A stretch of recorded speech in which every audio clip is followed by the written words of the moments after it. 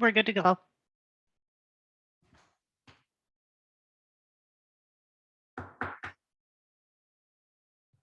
It's 9 o'clock. I'd like to call this meeting to order. First, we'll start out with roll call. Heather? VTech. Here. Huber. Here. Shooty. Here. Carl. Here. Wiener. Murdig. Here. Ellefson. Here. Mackenzie. Here. Negro. Here. Metzinger. Here. Campbell. Here. Ray. Here. Kinney. Here. Hufall. Here. Franek. Here. Stark. Here. Stendor. Here. Berlin. Here. Stone. Ashley Stone. Busse. Here. Micah. Here. 20 present, 1 absent. Next on the agenda, we'll start off this meeting with a brief moment of silence, and then we'll do the Pledge of Allegiance.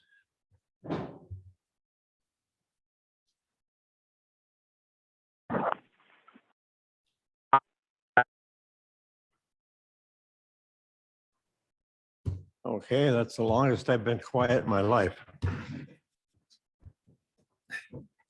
Pledge allegiance to the flag of the United States of America and to the republic for which it stands, one nation, under God, indivisible, with liberty and justice for all.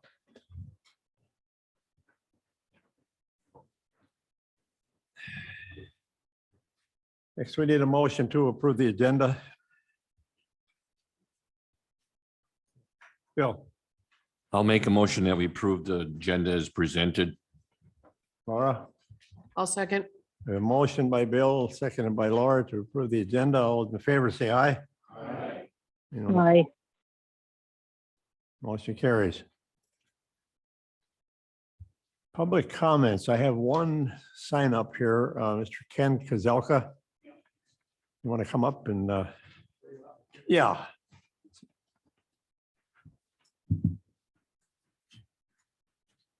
My name is Ken Kozelka. I'm from Spider Lake, and I think a lot of you have seen me before here.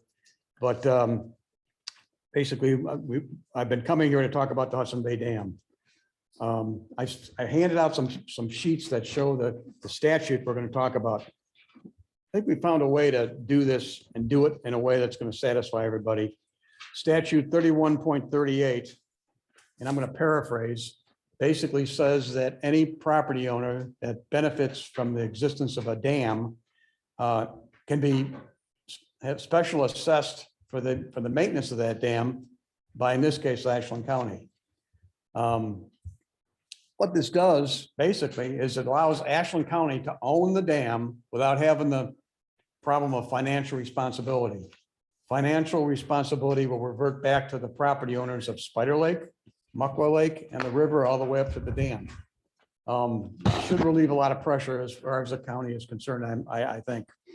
At the last meeting here, zoning meeting, we got Cliff and Uratel and to come in, and they actually gave verbally a easement to get to the dam for maintenance. Now, this has been a problem in the last 3 years because they really didn't want to give anybody else but Ashland County the easement. So they've verbally done that, and I assume they're going to do it in paper, in written form, as soon as Ashland County would take ownership of it.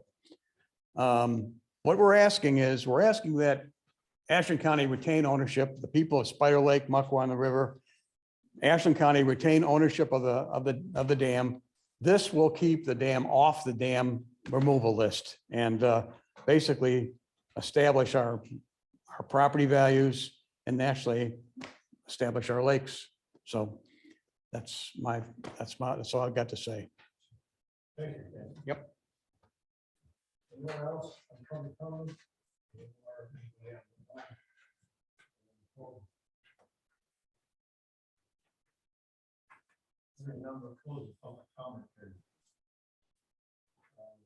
President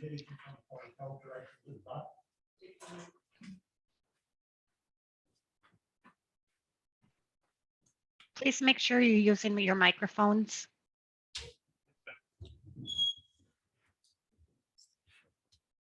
Good morning. I'm going to blast everybody right into the microphone here. So I just wanted to give a quick update regarding some recent COVID-19 activity numbers and immunization rates for Ashland County. So according to the CDC, as of April 28th, 56.1% of fully vaccinated Wisconsinites have received a COVID-19 booster dose. This number ranks Wisconsin third among all 50 states for the overall percentage of fully vaccinated people who have received boosters. Of Ashland County residents, 68.4 have completed the vaccination series. Of these, 39% have received an additional booster dose. The CDC shows that 80.9% of fully vaccinated Wisconsinites aged 65 years or greater have received a COVID-19 booster dose. This then ranks Wisconsin second among all 50 states for this age group. Of Ashland County residents aged 65 or greater, 92.1% have completed the vaccination series, and of these individuals, 75.7% have received an additional booster dose. We do have upcoming clinics scheduled. One of them will actually be today. We were scrambling this morning before I got here to get everything ready to go. So the girls will be heading down to Mellon for a clinic I believe it's from 10 to 1 today. And then we have another one at the Enrichment Center here in Ashland on May 19th. These clinics were scheduled in part due to the surprising turnout that we had in response to our last series of clinics. One of these events had just over 100 people attend. So prior to that, we were having clinics where we were only having 10, 15 people come throughout the entire day. So we actually did have a significant turnout with the last group of clinics that we had. So we're revisiting a location, and also then a new clinic was scheduled. Depending on the amount of vaccine or how the turnout is from these clinics, we will have additional scheduled after that. So more to come for that. And then just on the transmission rates, so per the CDC community transmission levels, Ashland County is noted to be with high community transmission. So this rating is based on the cases per 100,000 population. We have seen variable activity over the past several weeks. So activity as far as weekly numbers ranging as few as 2 new cases per week to up to over 20 new cases per week. The local positivity rate has ranged from roughly 2 to 4%, and the average overall cases for the past 10 weeks has been 11 new cases per week. We are currently monitoring several small localized outbreaks. So with the localized outbreaks that our numbers will fluctuate, we'll expect a few larger numbers for this week. Despite the overall recent variability of activity, the community level continues as low. So this is the other rating per the CDC for the community impact level. So this would be the one where everybody's generally seeing right now. The majority of the state of Wisconsin is ranked as low level.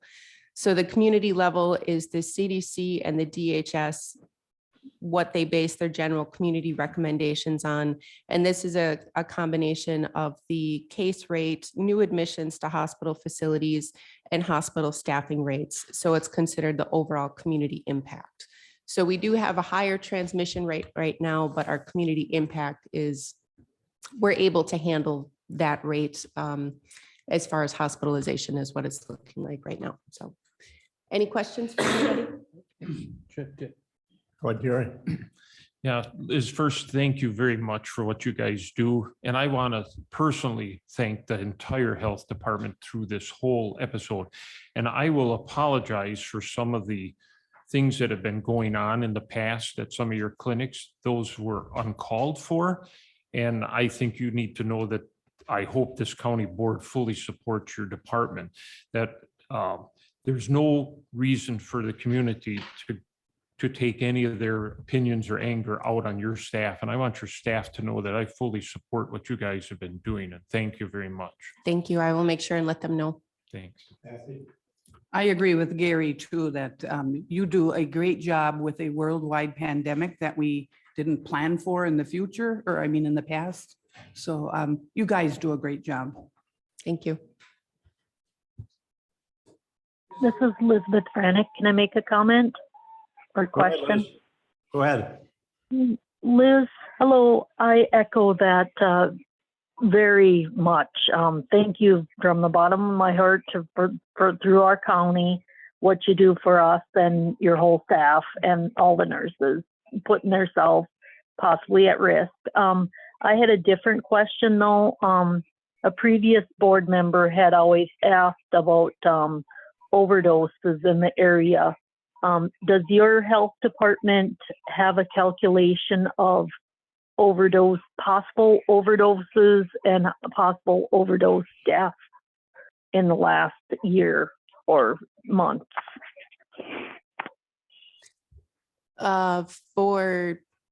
I know there's a few cases that are still under investigation for 2021. Estimated right now, there's roughly 13 overdose fatalities for 2021. Within the first quarter of this year so far, all of these cases are still under investigation. Toxicology reports, everything are still pending. But there's anticipated to be roughly 6 to 8 cases for 2022 so far. We have submitted a request for information for a couple of cases from 2021. Once we have that information back, we will be scheduling our first meeting for our overdose fatality review team. Thank you, Liz. You're Stay welcome. safe.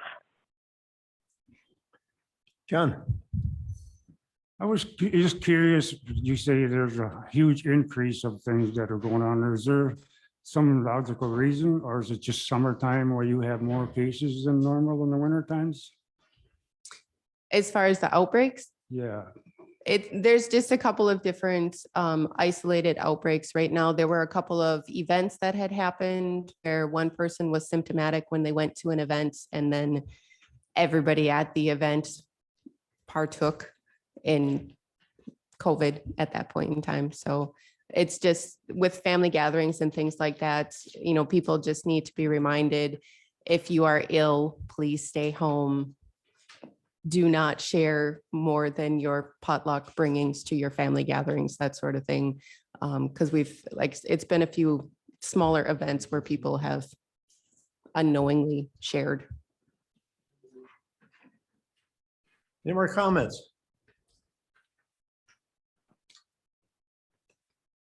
Well, thank you, Liz, for your presentation. And thanks for the job you guys do.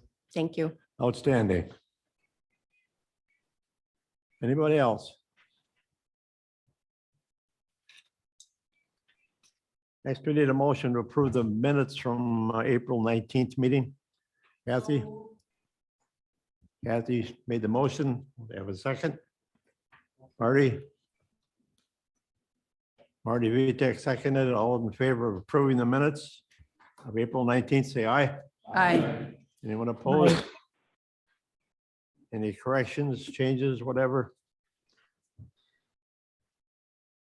Motion carries. Thank you.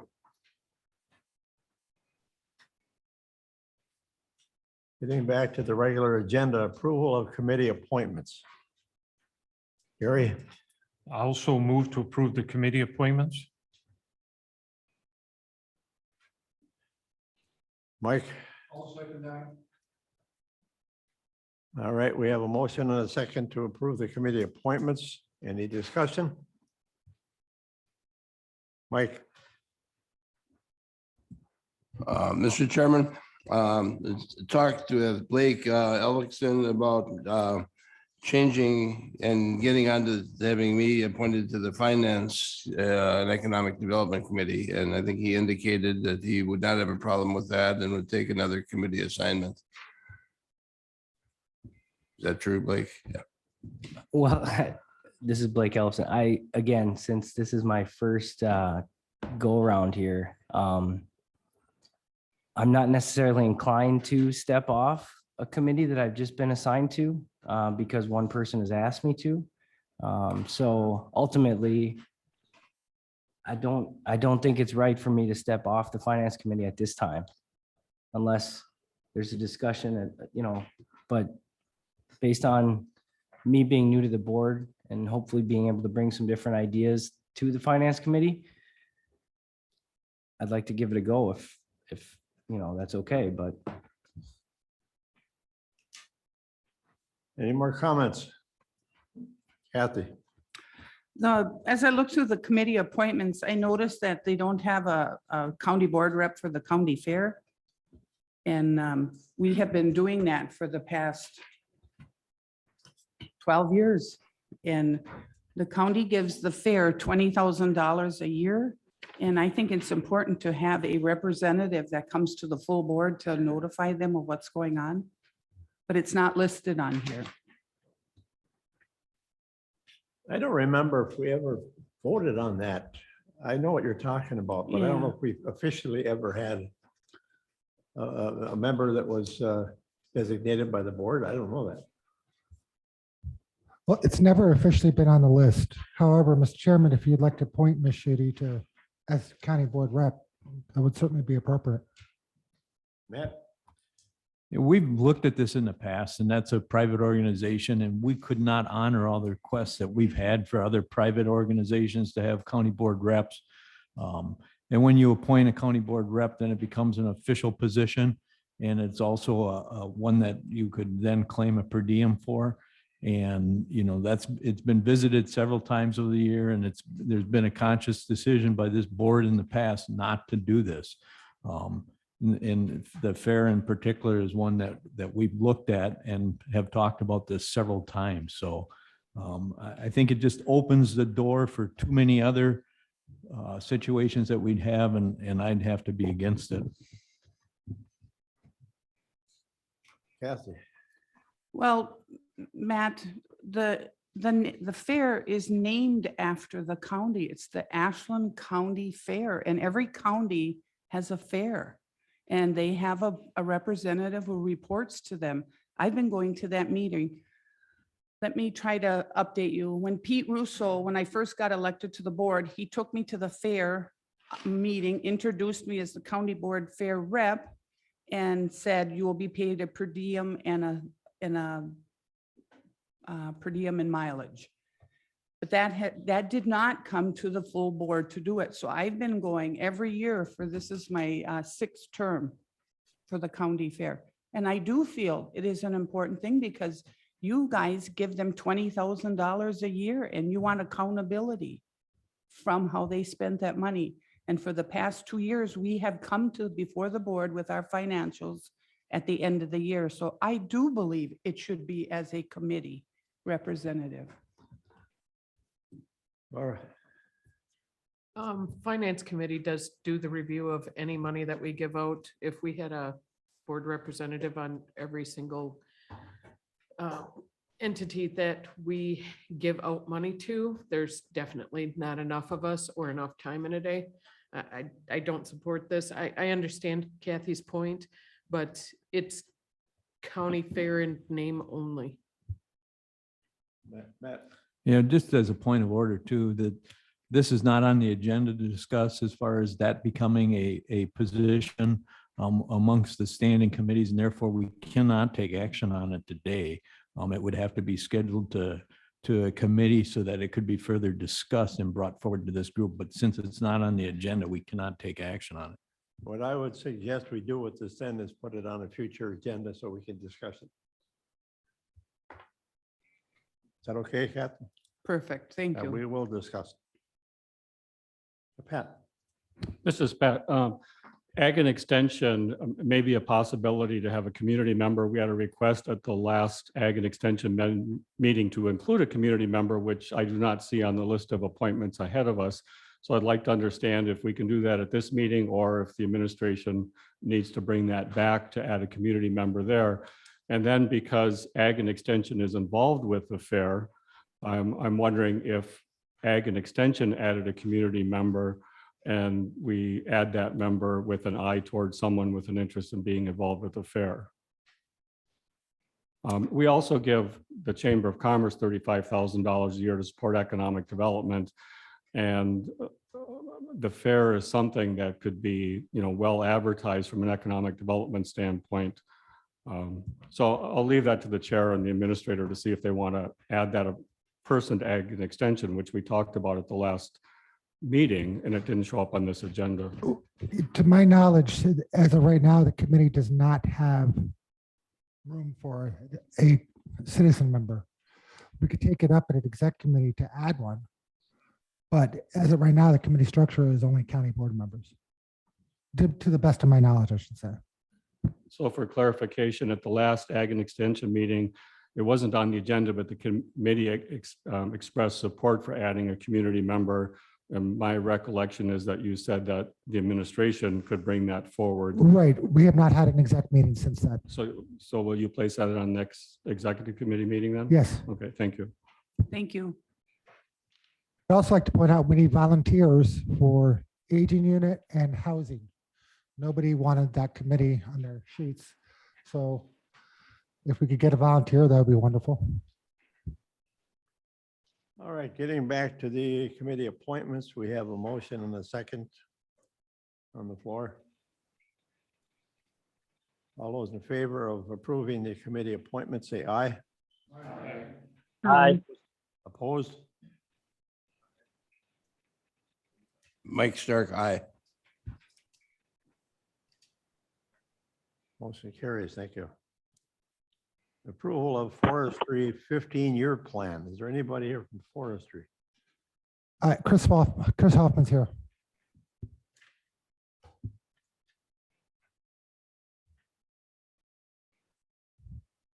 Chris? Good morning. The 15-year plan is something that is required by state statute. It breaks down who, what, why, where, when, how of the forestry department and how we do our work. It specifies all the statutory language that the state has in creating the county forest program and our relationship with the state.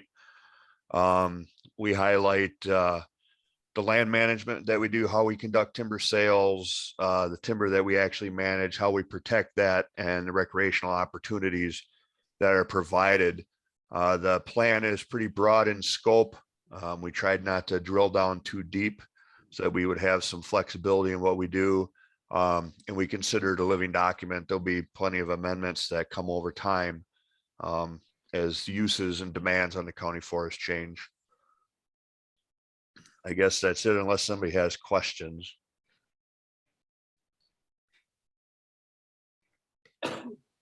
Kathy?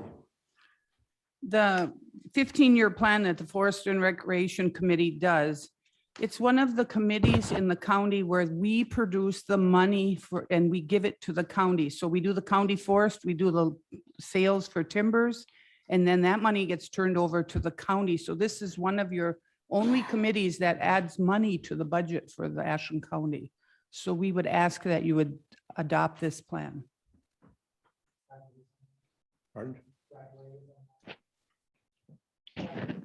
Okay. Go ahead, Brad. Yeah, Chris, thanks for this. I didn't get a chance to read the whole thing, but I did skim through it. And one of the things that I thought maybe be lacking was the carbon credits initiative that seems to have come out. I didn't see anything in the plan about the carbon credits, and I don't know if that's something that should be. You did say it's an evolving document, but I don't know if that's something that should be added. I actually had that thought process too. The carbon credit thing is so new to the state and to the county forest program. I'm assuming that we're going to get some guidance in the future from the state on amending the plan. However, the carbon credit stuff doesn't interfere with the actual day-to-day operations of what we're doing.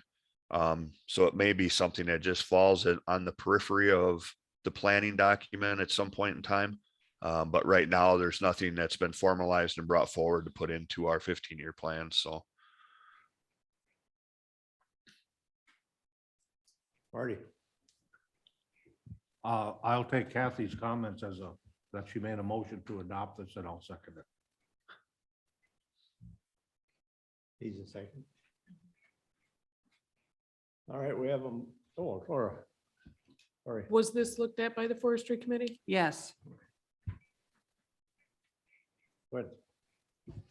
Hey, this is Blake. So as I go through this document, I think it's a lot of great information.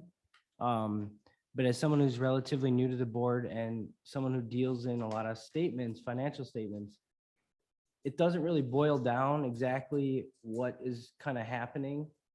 You can kind of get there if you go through to the attachments and to the various sections. So I think as part of the county forestry group, maybe just having a simplified document for the board members as a high level financial overview of saying, hey, here's what we're bringing in this year, this year, this year. Here's how many acres we have under management, just so it's a simplified document. And I'm not saying it's not in here. Right. It's just really kind of across the document and hard to follow exactly what Yeah. is happening and what's going on. I think when Chris was talking, these are the state statutes for the forestry committee, so they require that we post this once a year. So I think that's where a lot of the pages are in. But we'd also like to invite you to come to our meeting and we'll give you a big tour of Ashland County's forestry.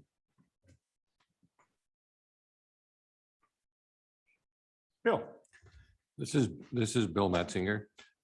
Chris, if this is amended or changed, does it have to be passed by the county board, the amendment? That's correct. It would, any amendment would come to the committee first and then come to the county board for approval. Any more comments before we vote? All right, there's a motion and a second on the table to approve the forestry 15-year plan. All those in favor say aye. Aye. Aye. Anyone opposed? Motion carries. Thank you. We'll go to 6C, approval of ordinance 005-2022-120. Ordinance establishing the term of Ashland County Highway Commissioner.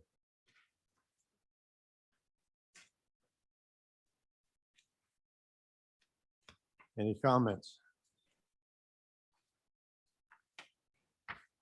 Matt? This is, and this is in regards to extending the term of the commissioner to 10 years. If that's my understanding, I make a motion to approve. Bill? I will second that motion. Any more comments? Bill? No, this is Bill Metzinger speaking. The County Highway Committee discussed this at length, and we were very pleased with Matt's work. And he was very informative to the committee, and he always asked the questions. And we felt that this would give him some stability. So we were unanimously in favor of it. Mike?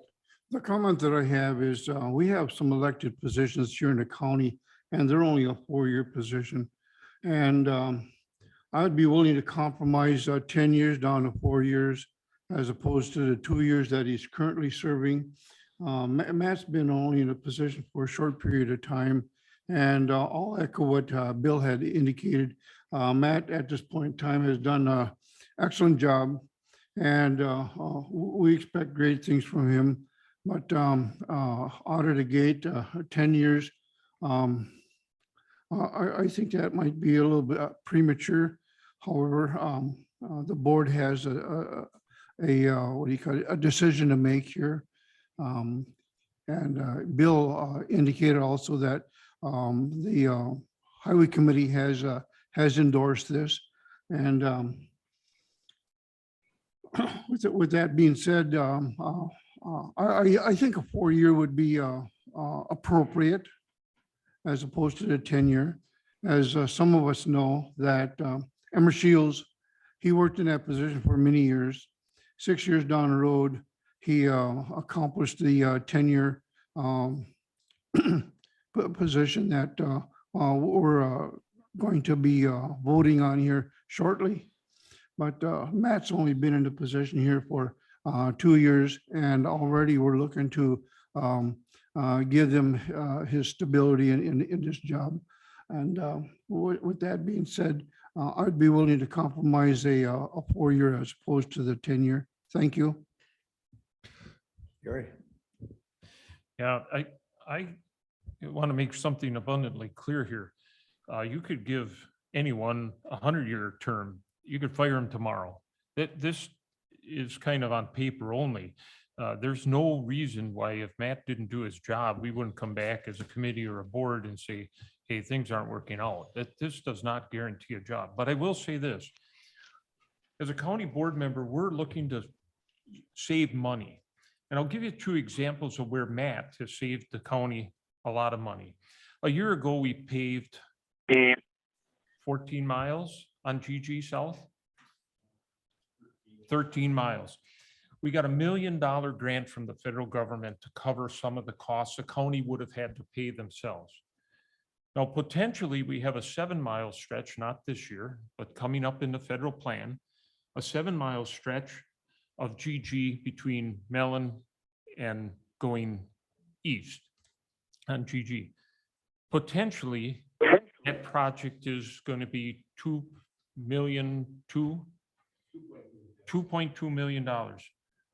We have potential word that the feds are going to cover that amount, correct? That's $2.2 million for 7 miles of county road that the county's not going to have to pay for. That, in my books, is pretty good. In no way does this ordinance change the fact that if next week Matt does something wrong, the committee or this county board wouldn't come back and say, Matt, hit the road. So I don't know what the big deal is, because this doesn't guarantee Matt a job past today. But I'm just saying, when you look at the $1 million we got towards the GG South project from the feds, now we're going to get 2.2 million from the feds.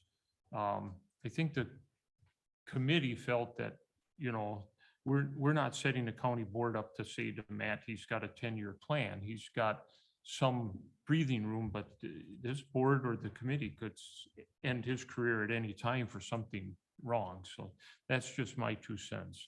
George?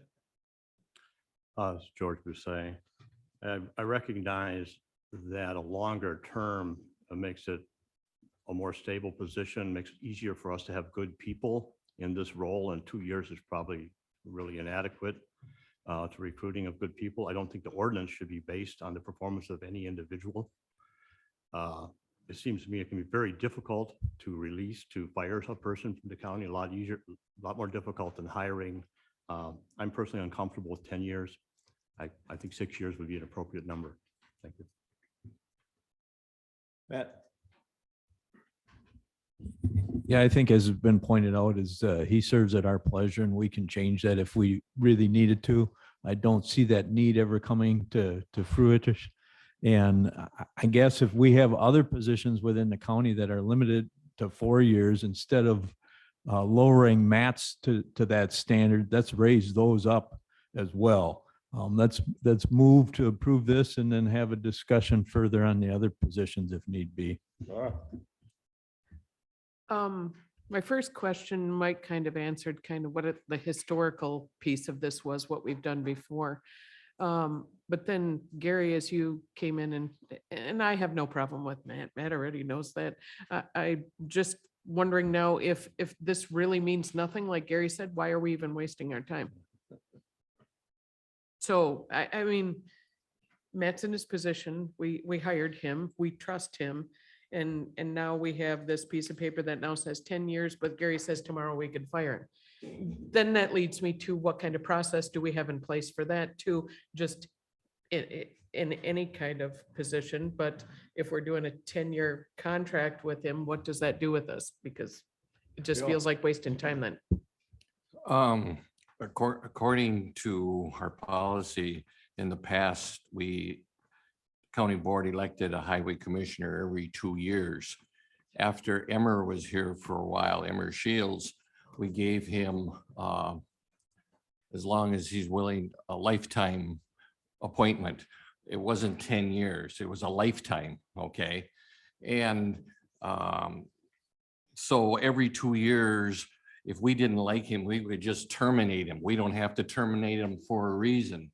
And so the committee, at least I felt, as far as being on the committee, we felt that he's doing an excellent job and he should be kind of rewarded for it. We didn't give him a lifetime that he was employed for the county. We just gave him, we suggested that they go to 10 years instead of every 2 years. Years ago, it was more political, and it was really political when it came to 2 years. And if they just didn't like the guy or something, they'd get rid of him or get somebody else. And it wasn't really sometimes based on qualifications. I think he's highly qualified, and I think we should extend it to 10 years.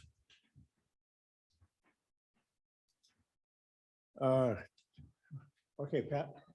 Well, the state norm is 2-year appointments. I haven't heard a case made why it should be something other than the norm in the state. I would assume highway commissioners across the state either do a good job or the counties find somewhere else. So on the one hand, we're told that it in no way provides more job security. He's an at-will employee, unlike an elected official. So I think what this is mostly we're just penciling a name in for the state to do business with for a longer period instead of coming back every 2 years and renewing it. And if it's truly still at-will employment, then varying from the 2-year really doesn't matter. I always thought as a public employee myself, my job's only as secure as my performance on any given day. And I think that's true because I've seen people walk to the door, when they really mess up on a given day or shortly thereafter. So I don't have strong feelings about this at all. I think it's, I haven't heard the case for why more than 2 years, but I'm not opposed to something more than 2 years. And I appreciate the comments on the 4 and 6 years. I'm open to that too, if the board chooses. George. As George would say, my other thought is that the 10-year appointment is a bit of a false assurance to us that this person is going to hang around for 10 years, whoever the person is. And the person could really leave at any time. So it's kind of a false assurance that we're going to have the same person for that long a period of time. And then I wanted to ask, is it appropriate at this time to ask to table this motion and send it back to the committee? Is that an appropriate motion at this time? Okay, so move.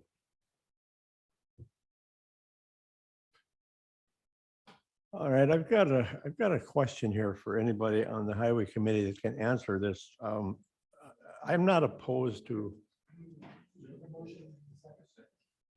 If there's no second, then you'll have to ask for a What was the second. motion? The motion was to table it, but you'll have to ask if there's a second. If there's no second, then it. I don't. Do you need a second to a table?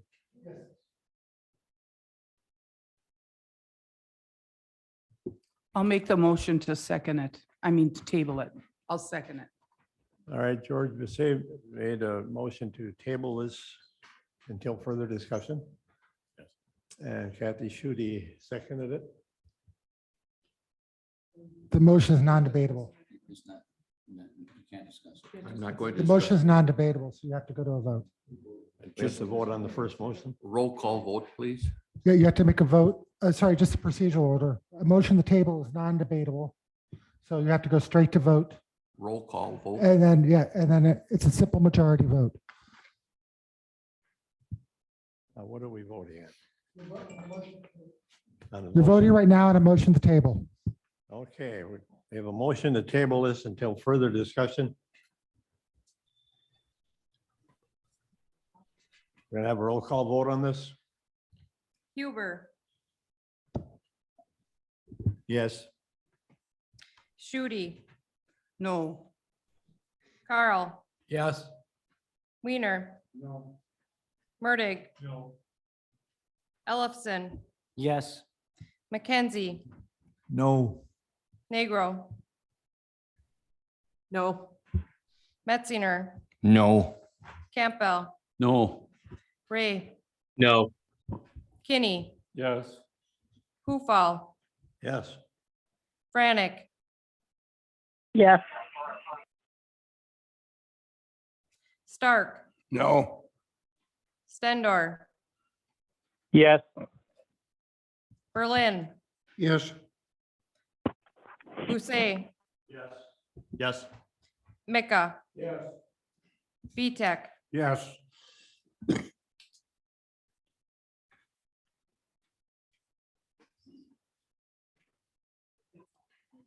so 11 yes, 9 no. The motion, the item is tabled.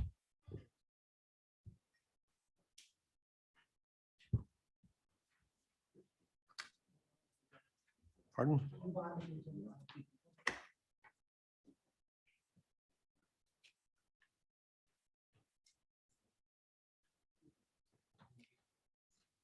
Okay, that ordinance proposition has been tabled until we have further discussion on it. We go to 6D, approval of the resolutions. First one is supporting increased funding for Aging and Disability Resource Center. Clarence? Motion to adopt. Panic, second. I'll second it. Motion by Clarence, seconded by Kathy. All those in favor say aye. Aye. Anyone opposed? Next resolution is a resolution requesting the state of Wisconsin to allow counties to impose a sales tax to support county government services. Do we have a motion? Marty? Do we have a second? Bill? I will second it. We have a motion and a second on the table to approve that resolution. All those in favor say aye. Discussion. Discussion. Okay, I'm sorry, discussion. Matt? Yeah, I'm opposed to an additional 0.5 cent sales tax. I understand what the intention of it is, and I'd rather see us send a letter to the governor's office asking them to restore the funding of the, in large portion of the shared revenue. In that, what this really does by increasing the sales tax is it adds a further tax burden to our citizens. Whereas in the southern part of the state, 0.5 cent of sales tax to them means a considerably larger amount of money. And the idea behind the shared revenue was to share some of that revenue up here with the northern part of the state where they want to come and vacation and expect the same services that they have back home. So I'm not in support of the increase of the sales tax, but I am in support of asking for greater funding from the state as was obligated in the past when they changed the taxing structure for counties and school boards. Along those lines, Matt, I think that's why this was drafted, because we have had no luck getting any more money from the state. How many times we've tried to do that, they don't want to deal with us. The opportunity of a sales tax increase, you're getting tourists that are going to help pay a bill. Not just the people in this community, not just the people in this county, people all over this part of the country. So it's a bigger field of people you're dealing with. The possibilities there, I think, are really good of us recouping some money. It's not a big deal. It's I mean, we're just up to Minnesota a couple of weeks ago, and I think the sales tax is bad here. Go to Minnesota. So we could easily raise it 0.5 cent, and I don't think that would have that adverse effect on anybody. Laura? I agree with Matt. When we increase the sales tax, we increase the burden on the people that can least afford it. You know, and when it comes down to it, as much as, you know, we don't like paying Minnesota's sales tax, I don't want to see us as the least of all evils because we don't have as much tax as they do. I'd rather find some other ways of doing this, and in the shared revenue and other costs that they've taken away from us is a better route. Any more comments? Brad Ray has a comment if possible. Go ahead. I read this resolution as it gives us the ability to talk about potentially raising the sales tax, and not that we're going to raise the sales tax. I think because of the financial issues that we are as a county, we might need to look at ways in the future, and having this ability in the future makes sense. Not that we are definitely going to do it or not. We can have that discussion when we have the approval to do that. So I think we should be looking at approving this to send it to the WCA. Bill? This is Bill Metzinger. I was down to Alabama this last winter, and Alabama has 10% sales tax, and they were going to raise it to like 12%. And me being a tourist down there, you know, you don't have much choice. You just pay it. And, you know, you're taking all these tourists in, and you're collecting how much more money. And rather than putting the burden completely on the residents, you're dividing it up more. So I'm in favor of this resolution. Any more comments? Thanks. We can pass all these resolutions, and I don't think it's going to do a whole lot of good. You know, we can pass a resolution for the state to allow us to raise the sales tax. We can pass a resolution that the state increase our shared revenues. We can pass a resolution to impose the gas tax. It's not going to make a bit of difference, because in the end, it's the state legislature that's going to approve or not approve this. And basically what we say is not going to have any effect. But by the same token, Clarence, how can they disapprove something that wasn't applied for? I'm speaking. Marty? With that in mind, I wouldn't want the legislature to think we're not paying attention, you know. Exactly. I agree. I'm just saying that, you know, passing this isn't going to probably have a big effect on anything. George? I'd just like to say, at least sends a message that, you know, we, the counties, need more money, and we still need it. Any more comments? Pat? This is Pat. I support this resolution, and it's exactly what Mr. Bousset said. It sends the message to Madison that we're strapped. Sooner or later, they're going to have to do something. But I do agree that we should have a resolution related to share revenues, especially in light of the large state budget surplus at the moment. Laura? I would rather see a resolution that says how strapped we are, that explains how strapped we are, instead of just, are we going to just have a package of all these different ordinances to make sure that they're resolutions? So we go through every single one of them. They know we need money. They know what our funding levels are. This has been a very plotted out course to give less revenue to local governments. So I would rather see something more proactive than just throwing at things at the wall and seeing what's going to stick. Any more comments? You ready to vote? Been a motion and a second on the table to approve the resolution asking his state to let us increase the sales tax in Ashland County. All those in favor say aye. Aye. You want to run a roll call? We get a roll call. And before we start, could somebody explain what the yes vote is and the no vote is? Yes, a yes vote is voting in favor of the resolution. A no vote is voting against the resolution. Okay. Shooty, Go to the next person, please. I'm going to vote, but you asked me too quick. Carl, Yes. Weiner. Murdig, No. Yes. Ellefson, McKenzie, Negro, No. Metzinger, Yes. Campbell, Yes. Ray, Yes. Kinney, Yes. Hufall, Yes.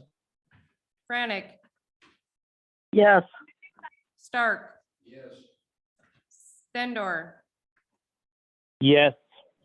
Berlin, Yes. Busse, Yes. Mika, Yes. Vitek, Yes. Huber, Yes. Shooty, Yes. so 3 no, 17 yes. 3 no, 17 yes.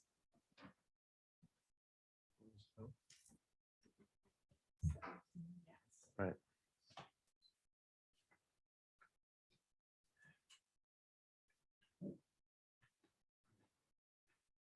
Okay, we're gonna go on to that resolution passed. Go on to or D3, resolution requesting the state of Wisconsin allow counties to impose a gas tax to support county government services. Do we have a motion? Marty? Motion made by Marty. Kathy, I'll second that. seconded by Kathy Shooty. Comments? Laura? Are these resolutions just going to the counties association? Okay. Pat? So is this resolution in support of doing this statewide so every county can do it? Or are we asking that we do it? And if so, maybe Ashland County chooses to do it and another county chooses not to. And related to that is I'm wondering how the tax revenue generated would be handled and processed and sent to municipalities. That seems like a pretty big burden to put on businesses that sell gas to track that revenue and send it to counties. I don't know if that's been thought through. And then my other question on this is, there's been some discussion that never goes anywhere about indexing the gas tax to the rate of inflation statewide. That way you'd leave your current system in place that distributes that gas tax versus creating another system to distribute it. Well, I can address the taxation and remittance. When a gas station sells gas right now, their gas pumps are programmed with the tax included. They know exactly how much tax is per gallon. They remit all that money to the Department of Revenue.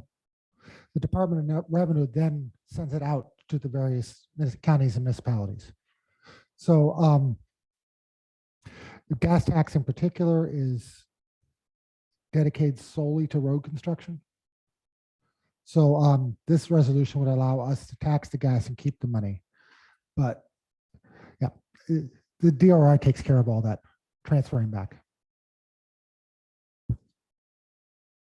More comments?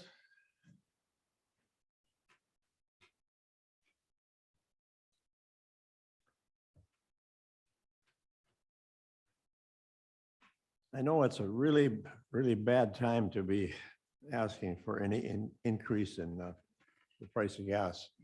It's ridiculously high right now, but it's not going to stay that way. If we were able to get something done with the gas tax, that would be permanent.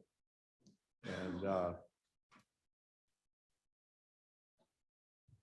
we're looking for ways to fund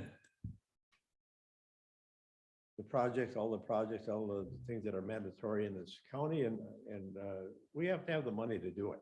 So we have to be, I guess, proactive, and nothing ventured, nothing gained. So we really have to try whatever there is out there and hopefully get something. You want a roll call on this? Another. Oh, Mike. This resolution only is asking the Counties Association to get us permission that we could apply a gas tax. That doesn't mean we would. I mean, that would still have to come in front of the county if we wanted to decide to have a gas tax. Yeah. George. This is George Bousset. An excellent way of promoting tourism in the future up here is going to make charging stations available to EV owners from Madison and Milwaukee and Minneapolis. And with those have to be funded, and sometimes we have to share the cost of even grants. So although this is an unlikely possibility at the state level, it's the kind of revenue that could be dedicated to that type of project. Thank you. Any more comments? I guess we're ready, Matt. Yeah, I guess in looking at this, what we're asking for is the ability to add some additional gas tax. And, there's federal tax and there's state tax that's on each gallon, and we ultimately get a little bit of it back in the form of transportation aids. And again, there's too much left out of what we're asking for here. And we're asking for additional funding, and if we see it, unfortunately, we're going to see more of what we're seeing right now. And that's the zoo interchange in Milwaukee being rebuilt, and using up most all of the transportation aids for the state. Then they skipped a year and gave it to Kenosha because Foxconn was going to come in and they were going to improve the roads down there.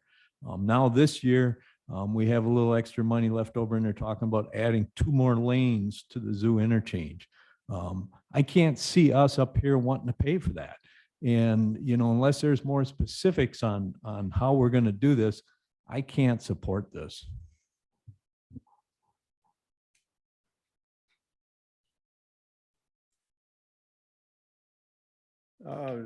Matt, I got a question for you.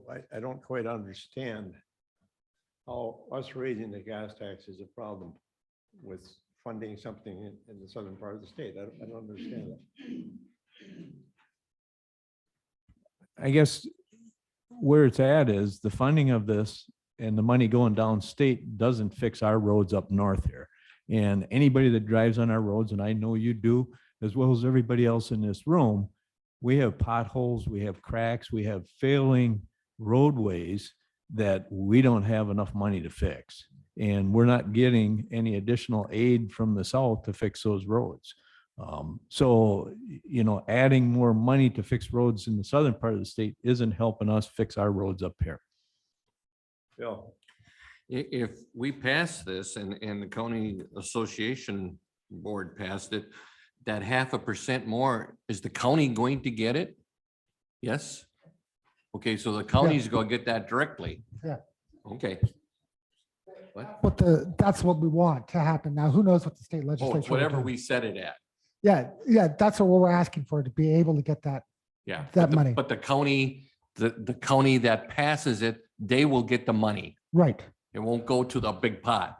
right. Currently, the state gas tax goes to the big pot. And the state all your vehicle registration fees go to the big pot. Yeah, and that number is going down because car fuel efficiency is going up and there are less cars on the road. But yeah, this resolution is allowing counties to impose the tax and keep the money.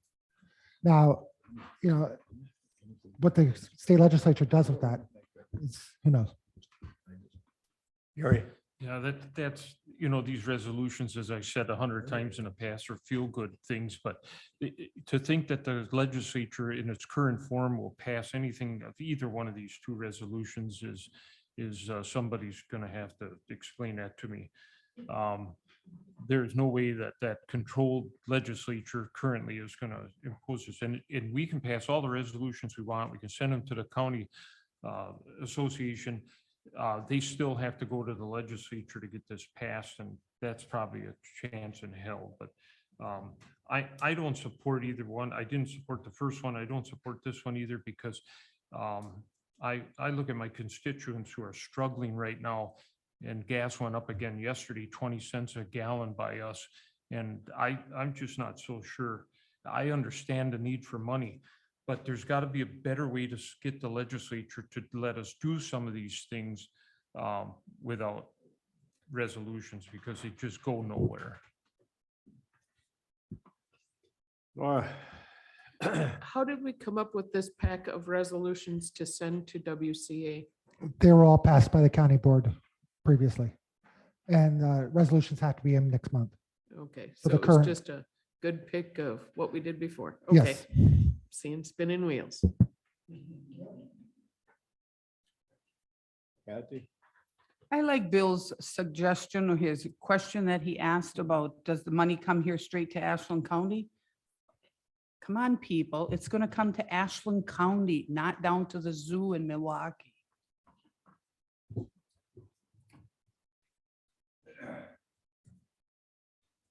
Now, once again, I got just a quick comment before we vote on this. I still believe that if nothing's ventured, nothing's going to be gained. If the WCA is going to shoot it down, they will. If the state's going to shoot it down, they will. but still, we're in the game. I think we have to push all the buttons we can to try to keep the ship afloat here. And if we don't try, then we just gave up for all intents and purposes. Mike? Pardon? We have a roll call vote on this, please?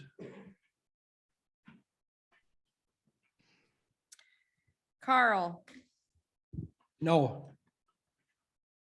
Weiner, No. Murdig, No. Ellefson, No. McKenzie, No. Negro. No. Metzinger, Yes. Campbell, No. Ray, Yes. Kinney, No. Hufall, Yes. Frantic, No. Stark. Stendor, No. Berlin, Yes. Busse, Yes. Mika. Vitek, Yes. Huber, Yes. Shudi. Yes.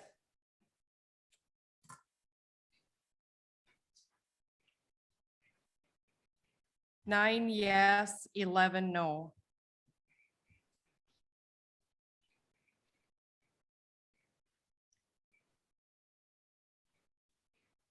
Okay, that resolution failed.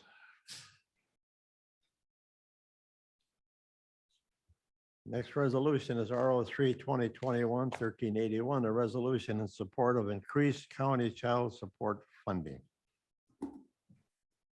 Brannick. Motion to approved. adopt. Motion to adopt. Who made the motion? Clarence and Liz Frannick wants to second it. All right, we've got a motion and a second on the table. Any more comments before we vote on this?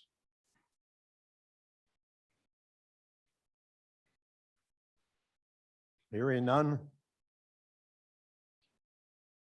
Do we need a roll call on this?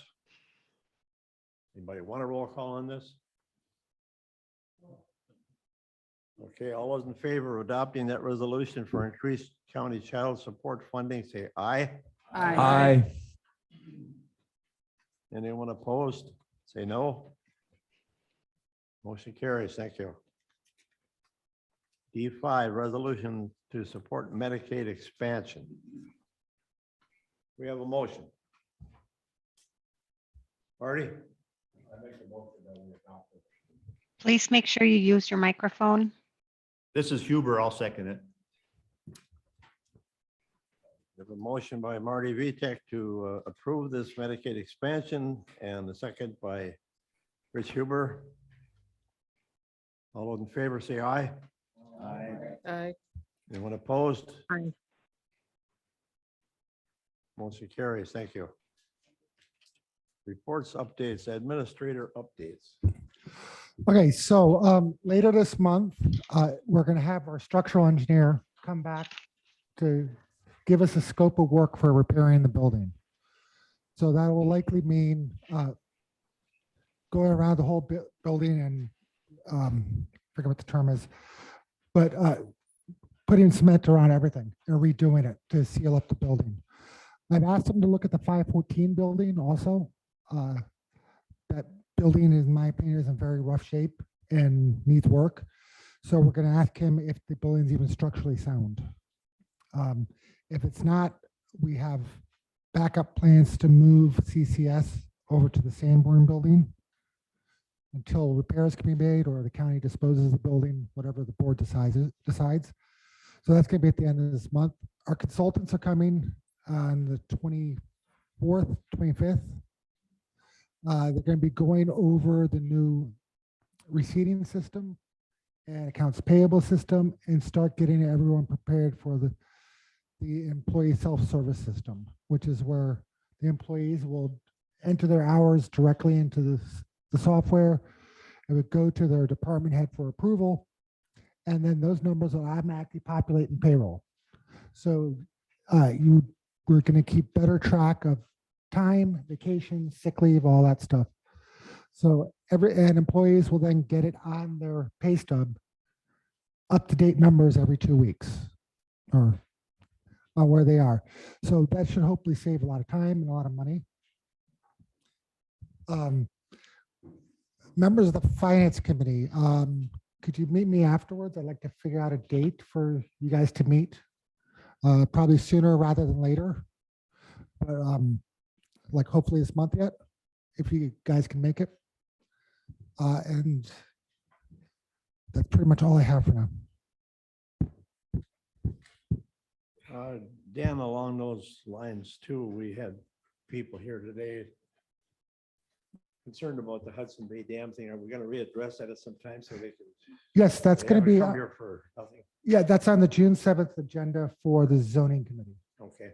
Thank you. So they'll be taking that up and, Thank you. yep. And I'm hoping to get somebody from Extension, this guy, I believe is in Stevens Point, to zoom in on the meeting to help provide further education on the process. Bill. Bill Metzinger, how is the job study coming? How, is there any completion date or? Yeah, they've, everybody's done their job and their job reports, filling out. They sent everybody a form to fill out what exactly they think their job is, what their job responsibilities are. Those have all gone into Carlson Detman, and now they're in the process of compiling all that information. They will be here in sometime in June, I believe, to meet with department heads and staff as needed. So that process is still proceeding.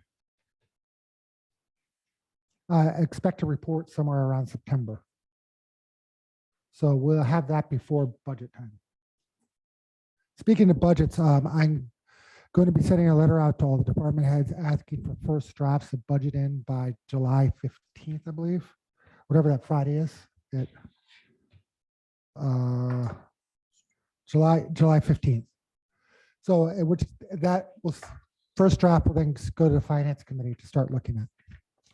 I'm also, as far as budget goes, I want, instead of having employees come in every single meeting like we had last year and make their case, I like to set up one single meeting where they can come in and make their arguments, and you can listen to what they have to say, and then that's it. And then the Finance Committee and the county board can move forward from there.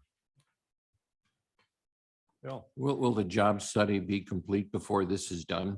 The job study will be complete before we enter final stages of the budget. So we're going to have to, as an executive committee, they're going to have to recommend a target pay raise for us to at least start budgeting with. And Finance Committee is going to have to recommend a starting pay raise for us to start at least budgeting with before we get the final report, because we can't hold back the work either. So we're going to have to do something. Marty. Bill Metzinger brought this up yesterday about some personnel changes. I wonder if Bill would be good enough to go through that.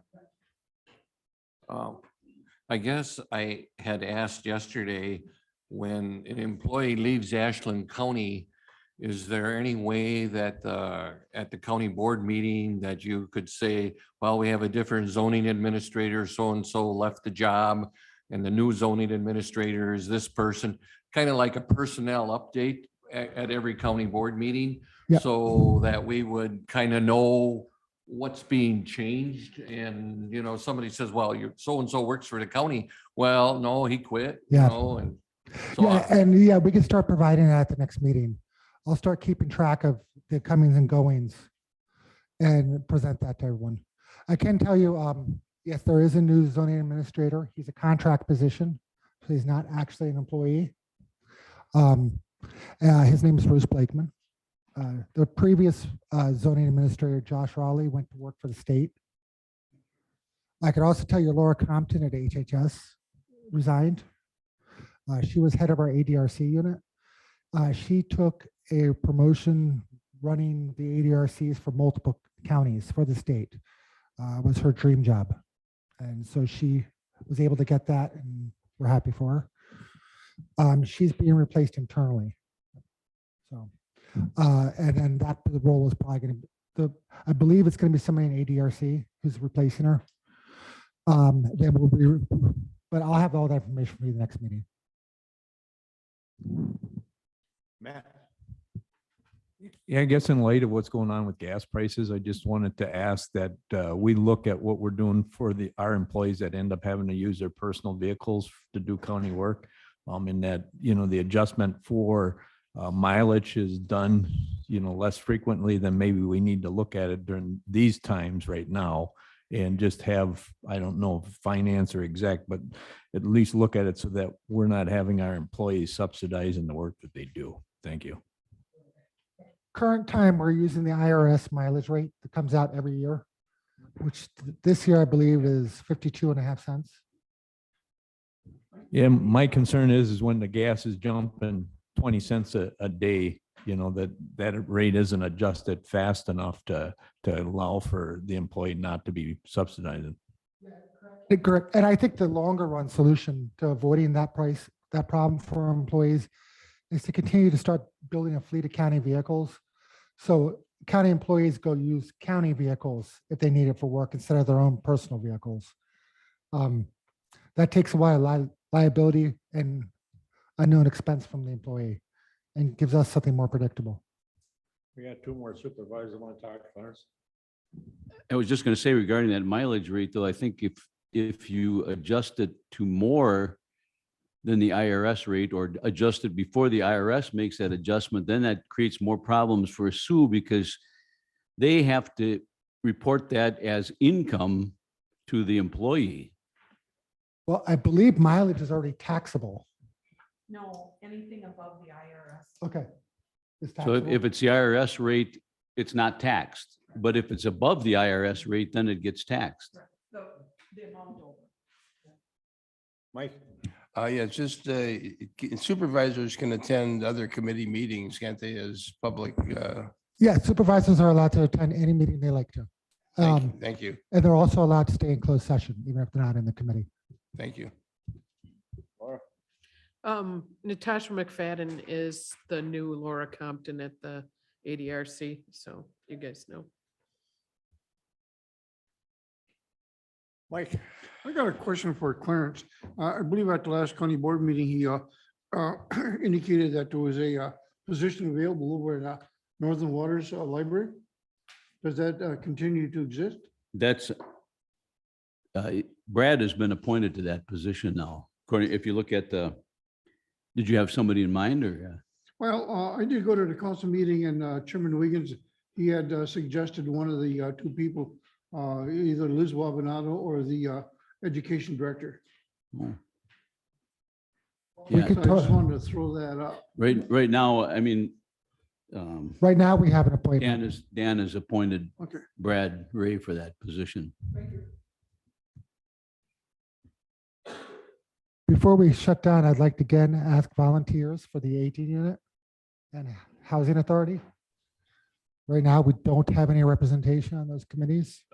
Dan, this is Brad Ray. I'd be willing to be a representative on the housing authority if needed. But I'm already on 3 committees, so maybe if there's somebody else on the library service one that wants to be on there, we could just reverse. I thought in the bylaws that we were only supposed to be on 3, but I don't remember for sure.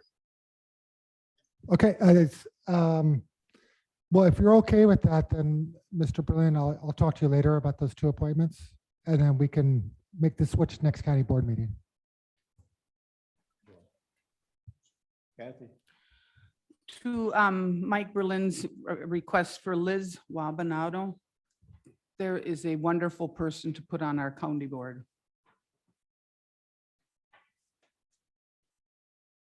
Any more comments? Any more questions for Dan? Yeah. John? I got a question. A while ago back, there was supposed to be some COVID package released to the states, and then it was supposed to be turned down to the counties. Has this ever been in the works? Well, there was, obviously there was the original COVID money that came out in 2020, and then the ARPA money that came in afterwards. We should be getting our new ARPA money any day now, or any week now, I should say. Congress has not approved further funding, and it's not likely they're going to. They're looking to provide further funding for the federal government to purchase COVID shots and COVID pills. But there's going to be no more federal money coming to the states or the counties. So that doesn't look like it's going to happen then? or- No, it doesn't. No, Oh. it doesn't look like Congress is going to do that. They've shown no indication that they're willing to, and to be honest, it's an election year. Okay, thank you. Okay, I've got one other thing that the administrator didn't bring up, and I'm going to bring it up to this group. Dan reinstituted the donuts here. We did this before, and the reason we quit is because we had 21 members and them getting about $5 in donations. You can't sell donuts, but we asked if you're going to take coffee and donuts that you donate something so that the county doesn't go any further in debt. Okay, any more comments? Just one more. This meeting, we sent out a lot of packets. So if you want to receive a paper packet, please let the county clerk know. Otherwise, you'll only be getting electronic packets. So please let the clerk know if you want the paper packet. And we'll make sure you get those. We can't promise you'll get them in time.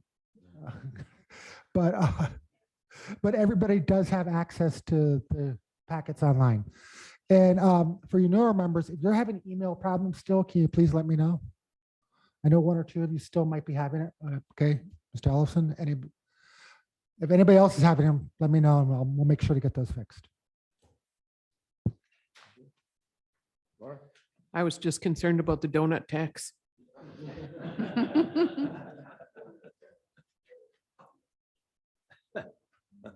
Kathy.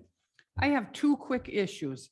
On May 18th, there is a cows meeting down in Cable, and that's for the county, WCA. cows, Yeah, county it's officials workshop. Yeah, the WCA puts it on. It's really a good meeting to go to. It's $75 for the county to send you there, but it's really a good meeting to go to and learn about county officials workshop. It's here in Cable, so we don't have to go all the way down to Madison. And then the other thing, since we met the last time, there was an issue that Liz Zott was working on. And people, the public was calling on the phone and swearing at them. Swearing, terrible. And it upset the county nurses very much because they are trying their best to do this worldwide web thing, the pandemic thing. And is there anything that the county can do when you get somebody who comes there and they're swearing at you? Isn't there anything the county can do to say that's not appropriate language to our county officials, or do we just have to put up with it? Individual employees are free to say that they don't appreciate being spoken to that way. And they're free to go to the defense of other people who are being yelled at. But that's up to each individual on how they feel comfortable doing so. If a person is getting too worked up, they would have to call the police at that point for intervention. And by speaking of the cows workshops that Ms. Schutte was speaking of, it's also available online at the WCA website. They have last year's, or 2 years ago, I should say, workshop, because everything was done through online because of COVID. Those are available online to anybody who wants to watch them at any time. And that's the Counties Association website. Mike. Just all committee meetings are posted on our website. Is that true? I mean, Yes, they are. And there's also a calendar. but how far in advance do they usually get posted? Yeah, if you look on the TV, Yeah. there's a calendar down here, right here, and anywhere where there's a star, there's an event. So that also lets people know. And then all the agendas are obviously posted on the website. On those meetings, can we start, when we send out our meetings, can we use Outlook to send out a meeting notice to everyone with a yes, no, accept request? Because I think as county board members, we should be getting invited to every committee meeting and everything through our email. I know there's a calendar, and if everybody wants to chase that down, but we have the technology. It's just a little further down at the end to make the meeting notice. The clerk is just saying, yes, she can do that. Yeah, I just want a point of clarification on something that was mentioned earlier, the Housing Authority. Just so everybody's aware, the Housing Authority that this committee is the County Housing Authority, which is not the City of Ashland Housing Authority. So there's no confusion. I am a member of the Housing Authority, not as a county board member anymore, but as a member of their committee. So a lot of times there's a discrepancy in thinking. It's not the City of Ashland Housing Authority. That's a separate group. This is the County Housing Authority. So. Correct. And it's actually a private group too. It's not actually linked to the county. So. Any more questions or comments, Dan? Okay, we'll go next to 7B, County Board Supervisor updates. Anybody have anything to report to us about meetings you've had or whatever? This is Elizabeth Brannick. Go ahead, Les. I just attended last Wednesday a Paradigm liaison service training in Iron River. And anybody that could not make it, they have a link on their website. It's P as in Paul, D as in Dan, I as in Igloo, G as in girl, M as in mail.com. Again, it's PDIGM.com. And you can look up any of the resources available.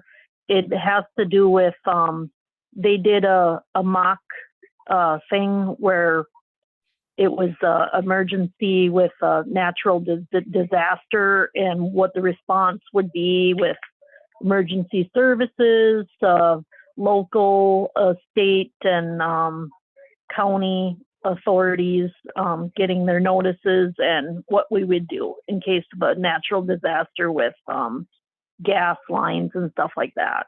It was very interesting, and it's all available on their website. So very neat. Thank you. Anybody else? No more county board supervisor updates. Just want to remind you guys, turn in your vouchers before you leave to the clerk. Next, we need a motion to adjourn. Mike? Motion to adjourn. John, motion by Mike Berlin, seconded by John Weiner to adjourn. All in favor, say aye. Aye. Anyone wants to stay longer?